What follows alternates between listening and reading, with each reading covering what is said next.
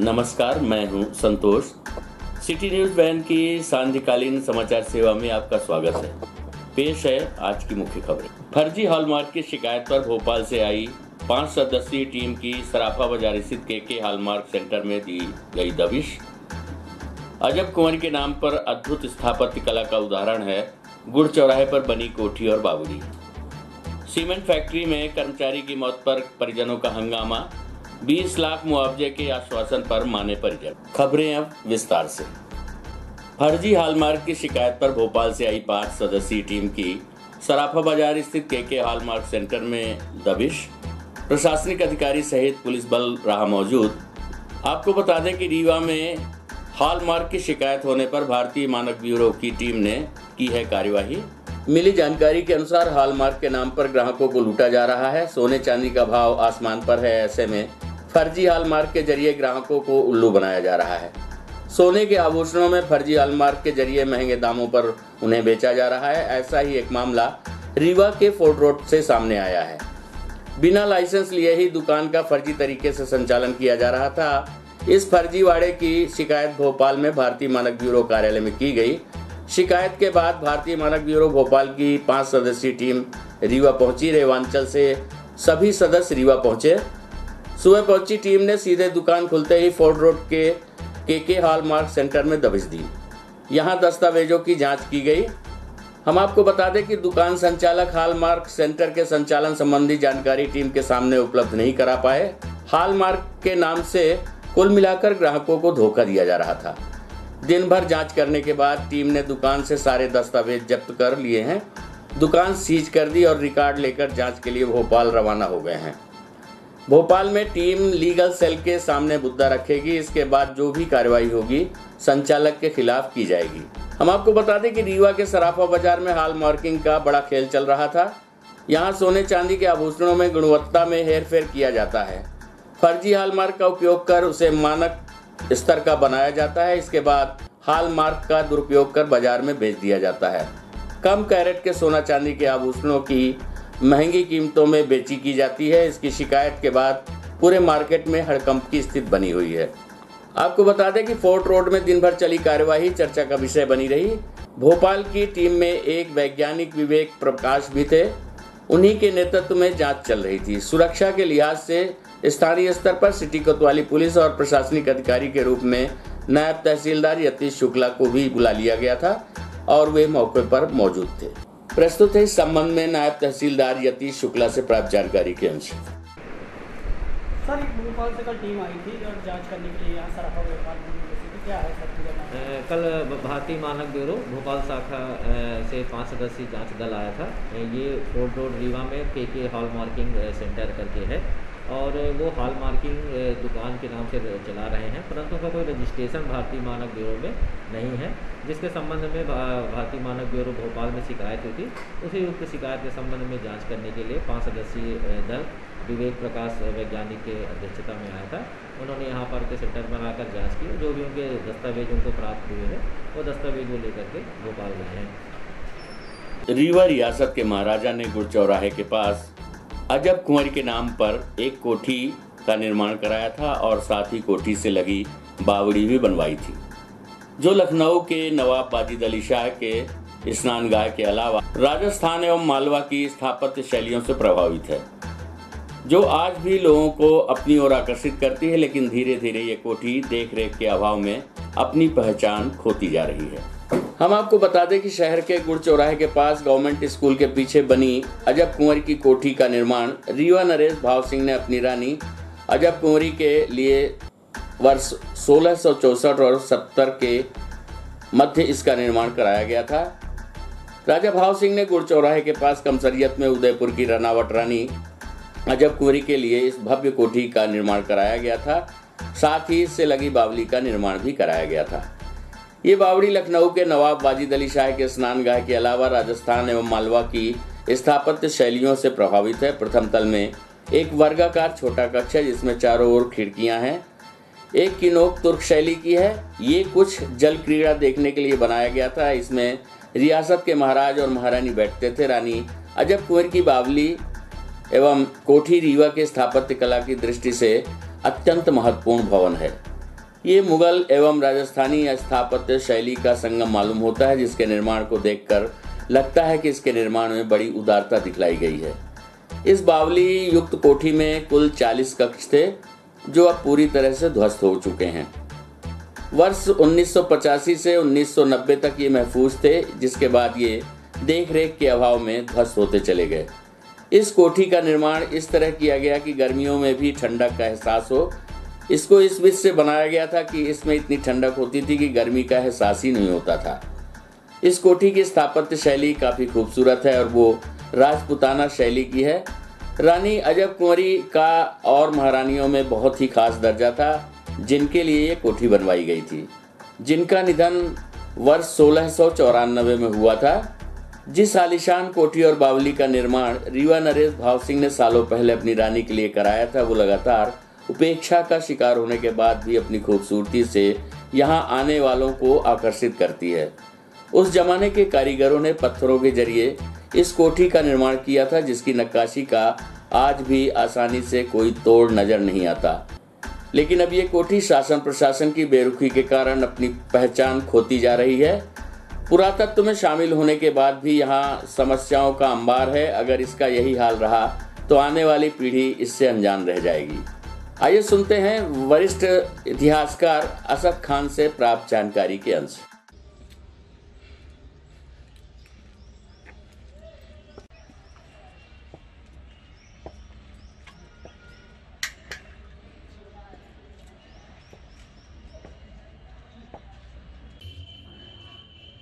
रानी अजब कुंवरी कोठी कमसरियत में बनी हुई है, जो गुड़ चौराहा के पास रीवा में है। रानी अजब कुंवरी महाराणा राज सिंह की पुत्री थी और महाराणा साहब महाराणा परिवार के महाराणा प्रताप के वंश की थी वो, और महाराणा प्रताप की प्रपोती थी।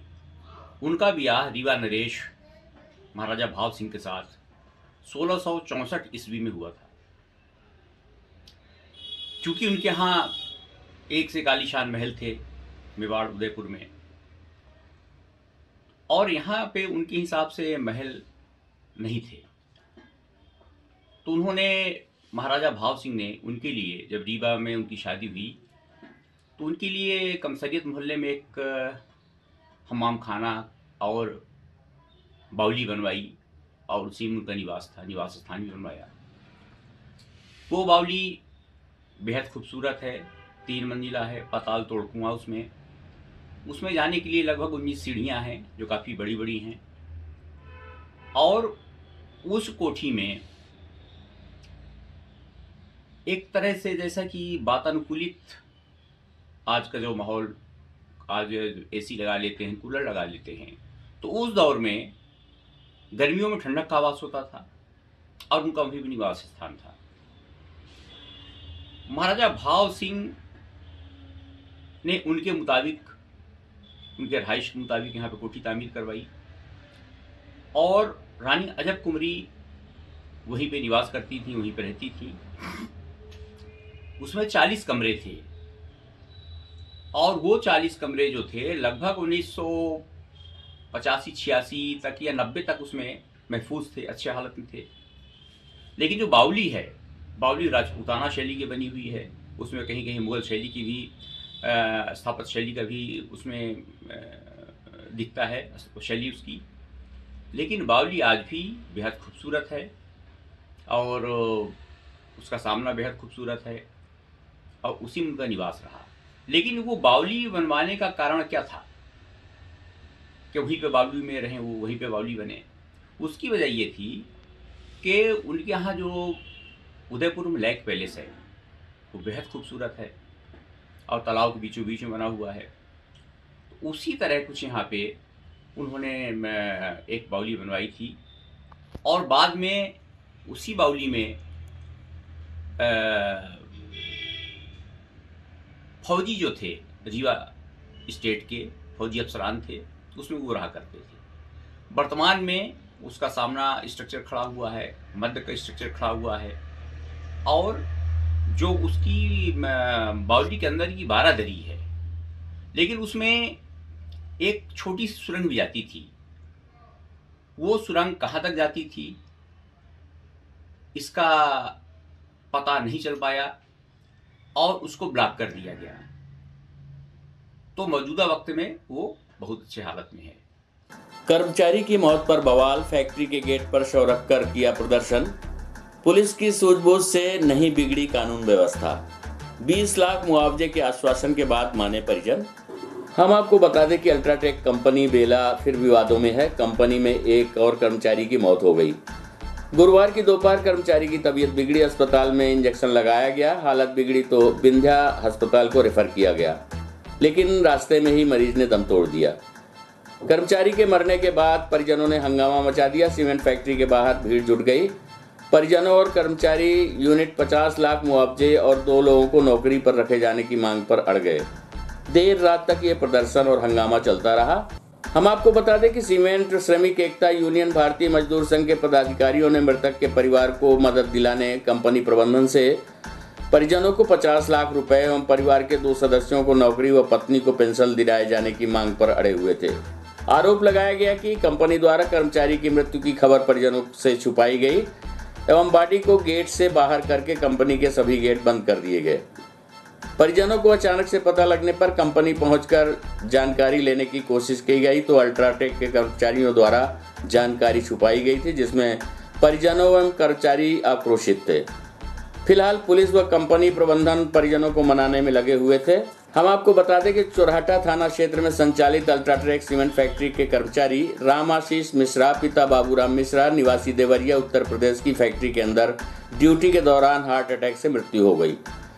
कंपनी प्रबंधन पर लगा था लापरवाही का आरोप, लेकिन कंपनी ने मदद करने से शुरू में किया था इनकार, जिससे कंपनी के कर्मचारियों ने काम बंद कर गेट पर कर लिया था घेराव। कंपनी के प्रबंधक ने मृतक पक्ष से मिलने को किया था इनकार।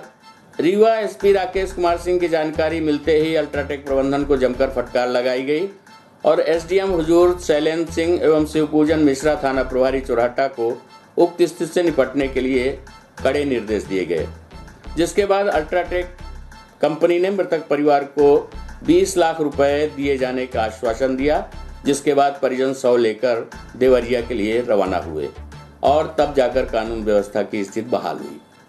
नदी में डूबे युवक की मिली लाश। 5 घंटे की कड़ी मशक्कत के बाद एनडीआरएफ की टीम ने पुलिस की मदद से शव को किया बरामद।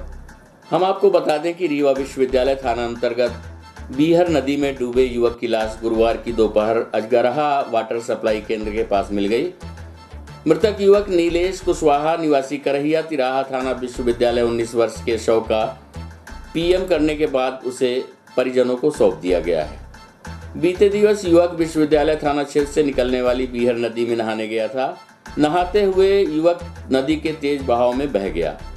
पुलिस ने गुरुवार को नदी में नाव उतारी और युवक की तलाश शुरू की। तकरीबन 5 घंटे की तलाश के बाद युवक का शव बरामद किया गया। प्रस्तुत है मृतक के परिजनों से प्राप्त जानकारी के अंश।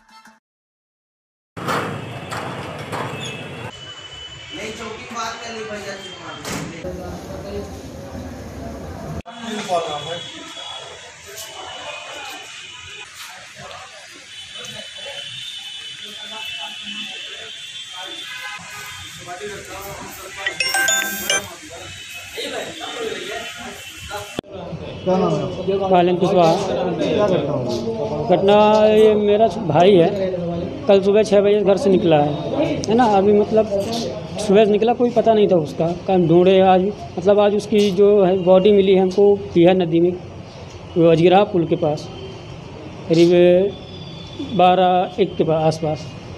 कोई कपड़े साइकिल बरामद? हाँ, उसकी जो कपड़े और साइकिल वहाँ बीहर नदी में, ये जो ओला वाली पुल है उसके नीचे मिले हैं। क्या बता के गया था? घर से कुछ नहीं बताया, वो सुबह निकल गया था। क्या नाम है उसका? नीलेश, वैसे गब्बर गब्बर कहते हैं। कौन सा थाना लगता है जहाँ पे? जी, चुराटा। जहाँ मिली घटना नहीं, हमारा थाना चुराटा लगता है। जहाँ घटना हुई वो विश्वविद्यालय लगता है। बारिश के चलते बह गए गरीबों के आशियाने। आधा सैकड़ा से अधिक परिवार हुए प्रभावित। पूर्व मंत्री के पास फरियाद लेकर पहुंचे पीड़ित। हम आपको बता दें कि पूर्व मंत्री राजेंद्र शुक्ल के घर पर बीती रात आधा सैकड़ा परिवार बेघर होने के बाद फरियाद लेकर पहुंचे हैं। फरियादियों का कहना है कि वो गुलाब नगर के पास झुग्गी झोपड़ी बनाकर अपने परिवार के साथ रहते थे, जहां बीते दिवस पानी गिरने के साथ ही उनका सामान पानी में कागज की नाव की तरह बह गया और उनकी झोपड़ियां पानी में समाहित हो गईं। पूर्व मंत्री राजेंद्र शुक्ल के घर फरियाद लेकर पहुंचे लोगों ने बताया कि सड़क निर्माण के दौरान ठेकेदार के द्वारा क्रश पाइप सड़क में ही डाल दी गई थी। जैसे ही पानी गिरा, उस पाइप का पूरा पानी झुग्गी झोपड़ी में तबाही मचा गया। अब वो बेघर हो चुके हैं। अब इस बारिश में इन गरीब परिवार के सामने खाने पीने की समस्या खड़ी हो चुकी है। अपनी फरियाद लेकर बाल बच्चों के साथ गुलाब नगर के आशियाना गार्डन के पास बसने वाला परिवार पूर्व मंत्री राजेंद्र शुक्ल के घर फरियाद लेकर पहुंचा। आइए सुनते हैं फरियादियों से प्राप्त जानकारी के अंश। क्या नाम है आपका? अनुराग मिश्रा नाम है मेरा। विधायक जी के घर आप सभी लोग रात में आए हैं, क्या मामला है? मामला ये है कि गुलाब नगर आशियाना गार्डन जो बना हुआ है वहाँ पे, तो ये जो रोड बन रही है, रोड की वजह से वहाँ पे ठेकेदार ने क्या किया है, ढोलक डाल दिया है, जो कि पूरा बहाव इन बस्ती की तरफ आ गया है। जैसे मान लीजिए छोटे छोटे बच्चों की डूबने का भी डर है और इन लोगों का तो पूरा सर सामान यहाँ तक खाने की जितनी व्यवस्थाएं थी सब बह गई हैं। चूल्हा से लेके कपड़ा से लेके जो भी व्यवस्था हो सब बह गई। अब बेचारे सुबह से भीग रहे हैं, जब से बारिश हो रही है सब परेशान होकर भीग रहे हैं। तो अभी मंत्री जी के पास आए हैं, पूर्व मंत्री जी के पास, जी क्या आश्वासन दिया है? मंत्री जी ने ये कहा कि हम लोगों की जो मांगे थी, मंत्री जी ने कहा कि हम खाने की व्यवस्था करा सकते हैं, बाकी कोई भी व्यवस्था हमारी तरफ से जो होगा कल होगा, लेकिन आज कुछ नहीं हो पाएगा। हमारी मांगे ये हैं कि अगर ये नुकसान जो हुआ है तो कहीं ना कहीं शासन प्रशासन और ठेकेदार की वजह से नुकसान हुआ है। आप भी मौके पे जाके देख सकते हैं। तो जितना भी जो भी नुकसान हुआ है, जैसे इन्होंने अपनी झुग्गी या बस्ती जो भी बना के बेचारे गरीब यापन कर रहे थे अपना जीवन यापन, तो जिस तरह पहले था उसी तरह करके इनकी व्यवस्था बना के दे दी जाए। जो बर्तन गायब हो गए हैं, कपड़े बह गए हैं या बर्बाद हो गए हैं, इनकी बस्ती जो पन्नी से बना के रखे थे, भोजन जो भी चीज़ें बर्बाद हुई वो सारी चीज़ें और ये सब मजदूर ये सब वही रहते हैं वहाँ करीबन 60-70 लोग रहते हैं। और ये सब आज की खबरों में बस इतना ही। कल हम पुनः हाजिर होंगे कुछ नई खबरों के साथ। तब तक के लिए हमें अनुमति दीजिए। नमस्कार।